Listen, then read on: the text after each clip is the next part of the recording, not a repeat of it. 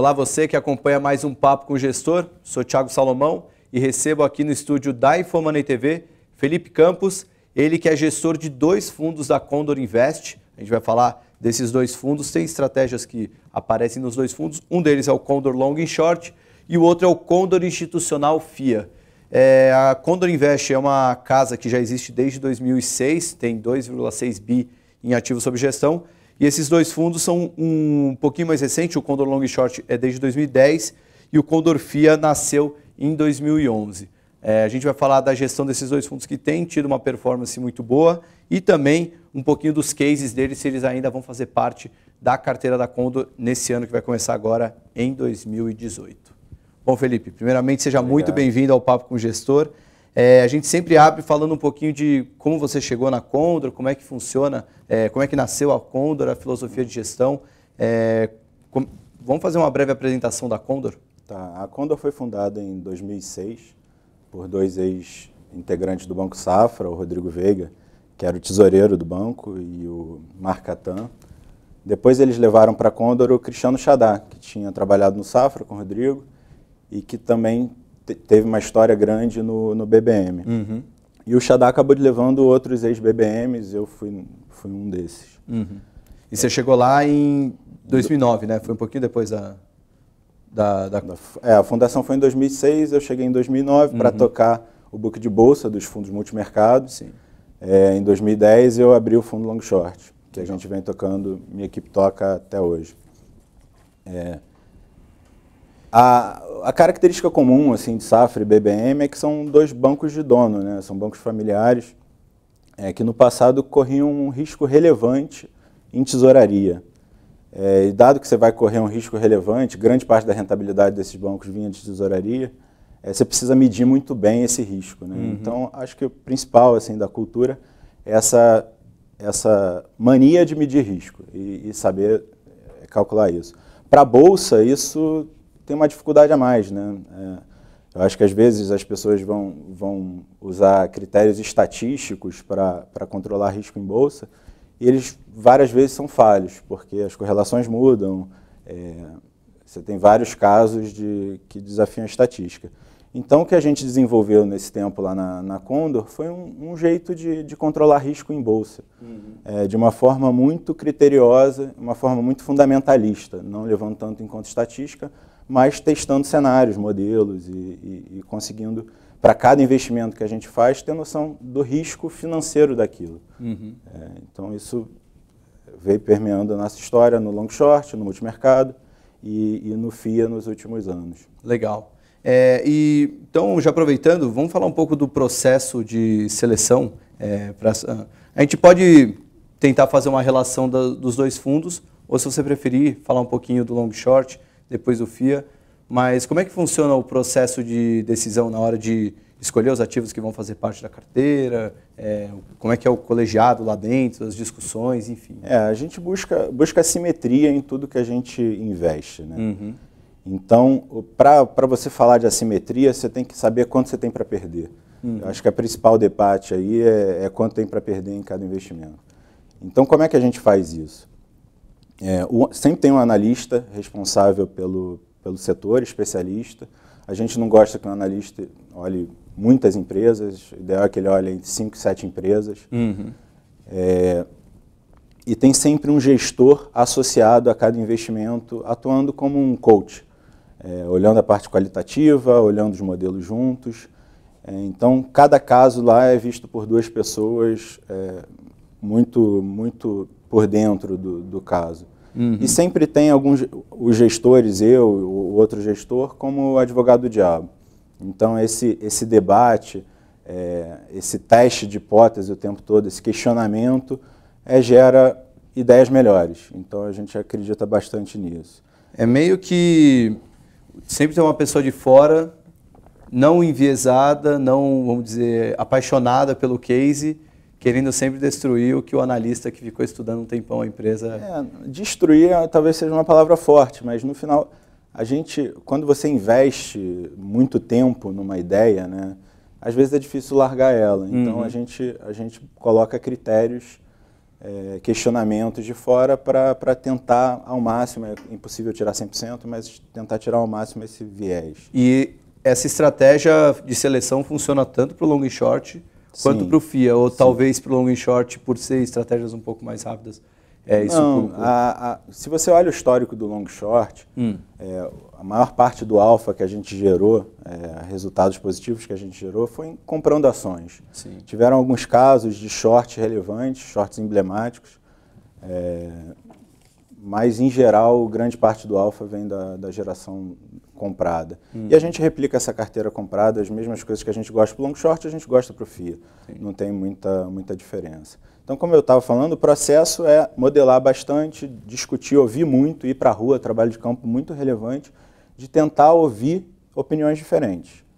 Tanto de fornecedores, clientes, concorrentes, tentar entender a empresa sobre várias óticas para conseguir definir esse worst case cenário, que a gente chama de estresse fundamentalista. A partir daí, a gente começa a discutir upside. Então, a gente vê muitas vezes as pessoas discutindo muito, essa ação tem upside de tanto, essa tem tanto. No final, o que a gente gosta é quando, cara, essa ação nesse preço parece ter pouquíssimo para perder. É quando a gente, de fato, tem uma confiança maior no investimento. Para você ter confiança nesse teu cenário, você tem que gastar bastante tempo nisso. Então, quando às vezes, a gente não se furta de fazer alguns investimentos quando a gente vê uma oportunidade muito clara e rápida, mas quando a gente não tem todo esse trabalho bem feito, todo detalhado, a gente tem vários checklists que a gente tem que cumprir para considerar que fez esse trabalho bem feito, a gente coloca stops para garantir que a gente não estoure esses orçamentos de risco. Definidos os orçamentos de risco, a gente olha nível de confiança nesse orçamento de risco e aloca. No long short, posições, a gente aloca riscos de 0,5% do portfólio a 1% do portfólio. Isso não dá uma posição de 1%. Se a gente acha que uma ação tem 33% de worst case cenário, a gente pode alocar 3% nela. Porque se perder 33%, a gente perde 100 bases. No FIA é o triplo disso. Então a gente consegue alocar 300 basis points. Isso leva a gente tem ações que são extremamente arriscadas. A gente concorda com isso. Mas a gente aloca o capital necessário. Sim, vocês fazem a ponderação pelo tamanho da posição. Tem empresas que, se a gente errar, dada a alavancagem delas, elas podem quebrar. Mas eu nunca vou ter 40% de um fundo nessa ação. Eu vou ter, se ela pode perder 100%, eu vou ter no máximo 3% do meu FIA. Então isso garante que a gente tenha uma diversidade de investimentos muito grande. E a gente também não gosta de somar riscos, né? Às vezes tem um case, empresas do mesmo setor, o case de eleição, por exemplo, a gente tenta ter os ovos em cestas diferentes, para não causar uma ruptura muito grande no portfólio. Bacana. Acho que ficou bem claro acho que isso explica até um pouco da resiliência da performance do fundo, né? Porque, querendo ou não, vocês acabam tendo uma preocupação bem maior com o downside do que olhar unicamente para o potencial de ganho. Mas, só antes de partir para os cases, você falou de alguns shorts emblemáticos, ou até algumas posições que estão indo bem, que a maioria foram de compra. Você poderia citar alguns casos de compra e de venda que deram muito certo nos últimos meses? O short é meio difícil de falar, né? Porque long short... O gestor não gosta de falar de short. O short você vira um malvado, né? Assim, agora que exposure a gente pode até falar, mas a gente foi short em Oi 2012 a 2013. Um short que durou 2 anos. O que a gente via ali? A gente via que o consenso estava errado. Era uma mudança de uma indústria. A empresa dependia muito de telefonia fixa e telefonia fixa hoje a gente sabe que acabou. Então, para a gente aquilo era muito claro. Para ela virar, ela precisava fazer um capex gigantesco que ela não era capaz, dado o nível de endividamento. E a empresa estava pagando dividendo. Então, foi algo muito importante na nossa performance lá atrás. Outro case lá de trás, aí na parte long, foi Cosan, quando ela fez uma fusão com a Shell, com a parte de postos de gasolina da Shell, distribuição, e criou a Raízen. A gente viu ali uma empresa que tinha uma cultura extremamente agressiva, de execução muito boa, se unindo com uma empresa com processos muito claros. A gente gosta muito de processo, sou engenheiro. Então eu vi aquela junção ali como uma coisa muito positiva. E de fato, a empresa que se tornou merece muitos elogios. Só que a gente entrou quando ninguém gostava. e depois que virou uma empresa que todo mundo sabia que era uma empresa boa, a gente sai. Então, como a gente olha muito para preço, para definir as posições, às vezes a gente acaba entrando em cases que não são vistos pelo mercado como seguros, mas segurança para a gente está muito mais no preço que a gente paga do que se aquilo ali vai mudar ou não. No final, a gente gosta de pagar barato em coisas que a gente acredita que vão mudar para frente. Uhum. Você teve uma mudança relevante ano passado, na verdade, ano passado, que foi o impeachment. Então, isso gerou para a gente uma corrida para entender o que ia mudar com isso, né? Muita gente, no final, hoje, a discussão foca muito em reforma, né? Reforma da Previdência, reforma fiscal, reforma trabalhista. A gente vê milhões de reformas micro acontecendo, de regulação, que são extremamente importantes assim, para o animal spirit, né? Para a vontade do empreendedor. Então, a gente gastou muito tempo tanto estudando essas reformas micro, quanto entendendo as mudanças dentro das empresas estatais. Uhum. Então, a gente teve, ano passado, alguns cases relevantes. Light, que não é uma empresa estatal, mas indiretamente a CEMIG é o maior acionista. Então, teve um case de mudança ali, que foi bem relevante para a gente. A Eletrobras também foi um case relevante ano passado. E esse ano, Petrobras é uma parte importante da carteira. Assim. Então, a gente está gostando muito do que está sendo feito, das barreiras que estão sendo colocadas para não se repetir os erros do passado. Né? Acho que, então, a Petrobras continua sendo, dessas que você citou, a gente ainda tem Eletrobras, um investimento menor, primeiro porque o preço andou, então hoje você tem um risco atrelado maior e a gente não gosta muito de depender da vontade de algumas pessoas, né? No final, esse case de privatização, a gente tem pouco controle sobre ele. O que a gente gosta é que a gente acha ele assimétrico. A gente vê muito mais para ganhar se a empresa seguir nessa rota e até se for privatizada, do que vê para perder, dado que a Eletrobras não vai voltar a ser a empresa que ela era no passado. Acho que tiveram várias mudanças de estatuto, vendas de ativo, a privatização das distribuidoras, que provavelmente vai ocorrer. Então, tiveram várias mudanças que fazem o nosso estresse fundamentalista ele ser uma perda menor do que o que a gente viu no passado. Uhum. Então, a gente vê a simetria, mas o risco atrelado é relevante. Legal. Petrobras, que a gente acha que, apesar de a mercado, a eleição vai gerar muita volatilidade, não tem jeito, a gente acha que a empresa está muito, muito bem defendida, e eu acho que mesmo que vier um presidente populista que queira fazer alguma coisa, acho que ele vai tentar cometer erros novos, né? Os erros do passado, a Petrobras é muito emblemática. Uhum. Então a gente gosta muito do processo que está se desenvolvendo lá. E vai ser uma empresa em 2 anos que vai ter uma alavancagem baixa e vai começar a pagar dividendos relevantes. Então Legal. A gente tem alguns casos no portfólio de dividendos, assim, que não empresas que estão pagando hoje, mas empresas que a gente olha para frente e acho que vão pagar dividendos relevantes. Antes de falar desses casos aí de dividendos, só para, não sei se é possível explicar de uma maneira simples, mas você citou Petrobras, que é uma participação importante no FIA, mas também está no long and short. Claro. E aí como é que você faz a ponderação short? É simplesmente Petro 3 e 4 ou tem alguma cesta short? A gente não é uma casa que gosta de operar muito par. Uhum. Porque a gente, como eu falei no começo, a gente é neurótico por medir risco. Uhum.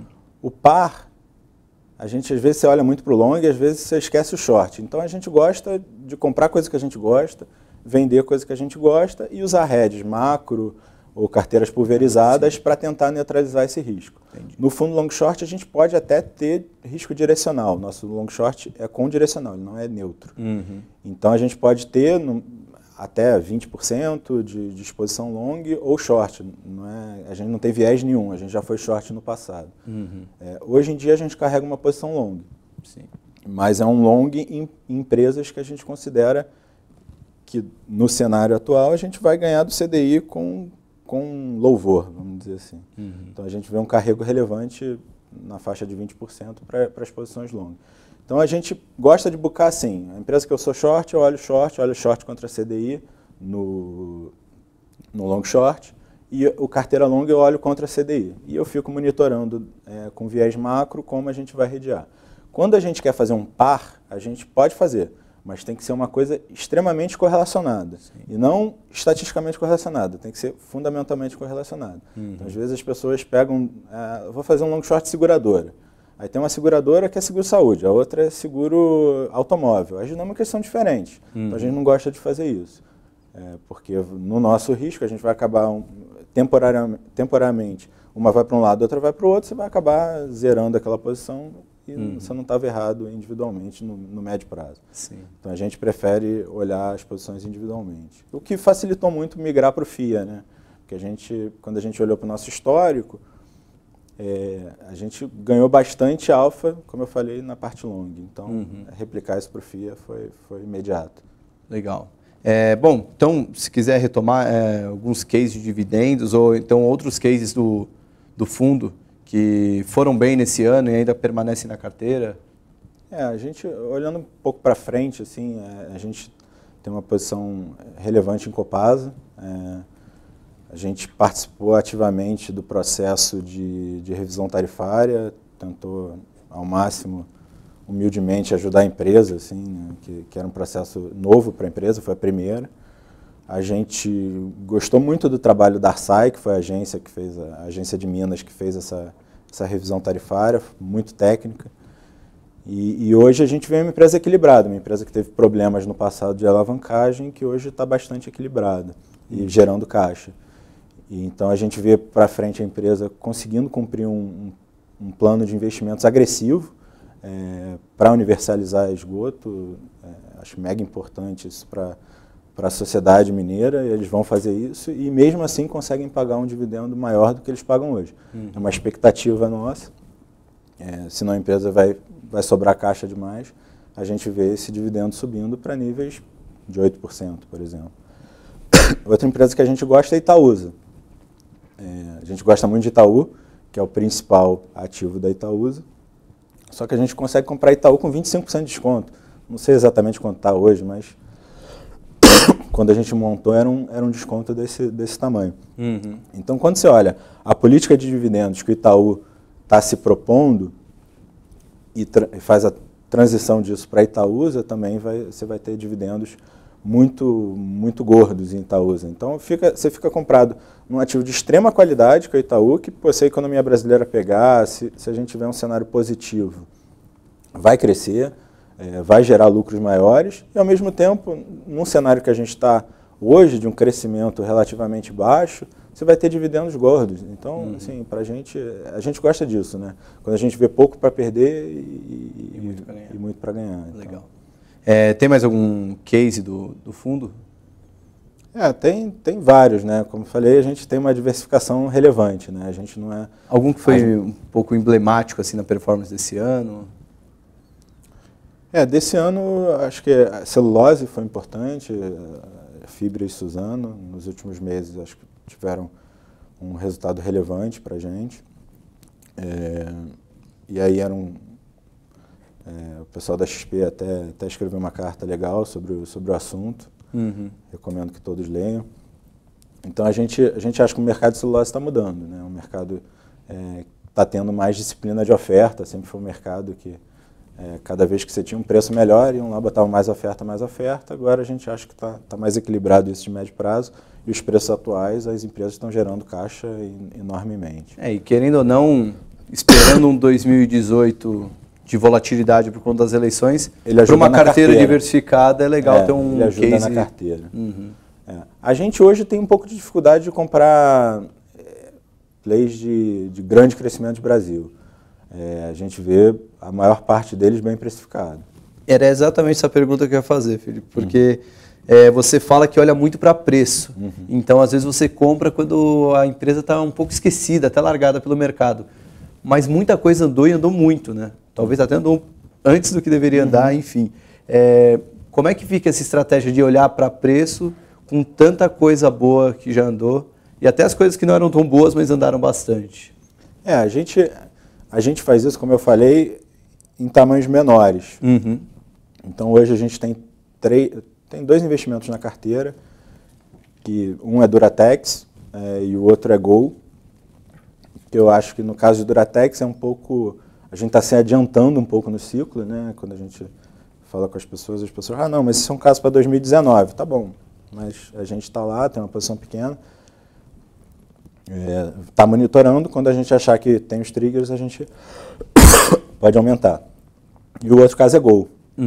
Gol é uma empresa bastante alavancada, então, obviamente, o tamanho que a gente vai fazer, ele é menor, mas é uma empresa que a gente vê pela primeira vez tendo uma disciplina de oferta grande também, então a empresa guia para um crescimento de oferta de assentos 3% para o ano que vem, e a gente olha aí um crescimento de demanda de assentos maior que isso. Pode ser 7, pode ser 10, mas isso gera uma alavancagem para o business muito grande.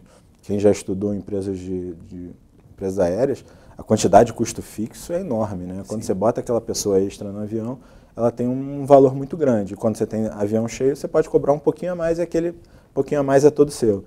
Então é uma empresa que a gente vê uma alavancagem muito grande.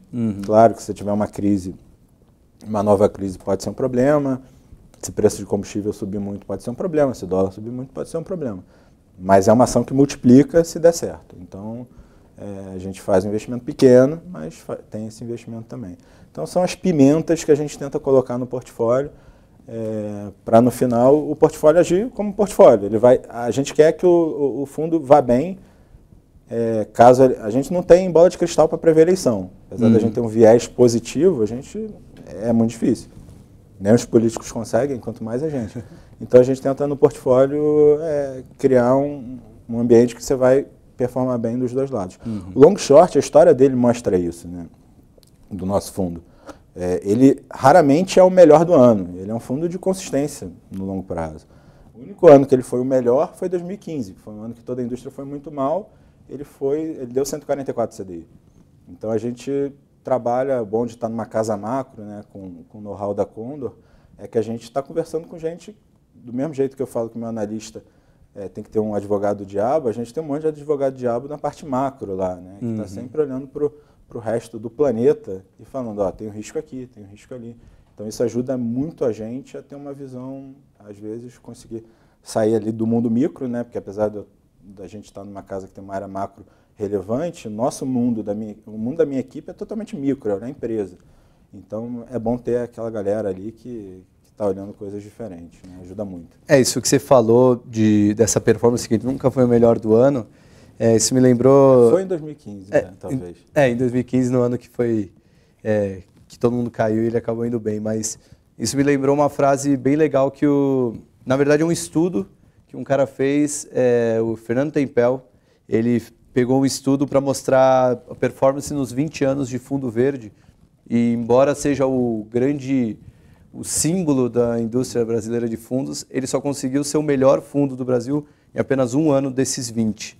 E em cima disso, uma das entrevistas que eu fiz com o Florian Bartunek, ele fala que se você buscar aplicar só no fundo que foi o melhor fundo em um ano, para ele se tornar o melhor fundo, talvez ele tenha corrido um risco que no ano que vem ele pode ser um dos piores. Então, a resiliência acaba jogando a favor para o investidor que, principalmente agora que o juro está bem baixo, o investidor precisa buscar um pouco mais de pimenta, né, no portfólio dele, talvez buscar um fundo com mais resiliência, né, um fundo que vai ter uma performance consistentemente positiva, acaba jogando a favor.